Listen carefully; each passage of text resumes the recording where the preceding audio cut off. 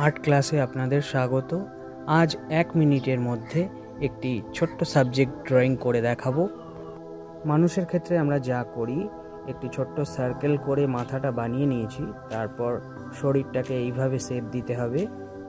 ছোট বন্ধুরা, কোমর থেকে পা অবধি এইভাবে তোমরা খুব সহজেই বানিয়ে নিতে পারো। মানুষের বাকি অংশটা, মানুষের পায়ের নিচে ছোট বালতিটা কেন বানিয়েছিলাম? হ্যাঁ, মাছ ধরে সেই মাছগুলো সেখানে রাখবে বলে।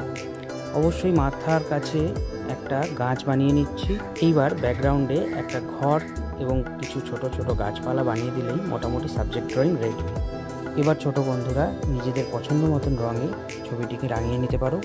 এমন সুন্দর ভিডিও পেতে লাইক, শেয়ার, সাবস্ক্রাইব করতে ভুলো না কিন্তু। মনে রাখবে, আর্ট ক্লাসে আপনাদের স্বাগত। আজ 1 মিনিটের মধ্যে একটি ছোট্ট সাবজেক্ট ড্রয়িং করে দেখাবো।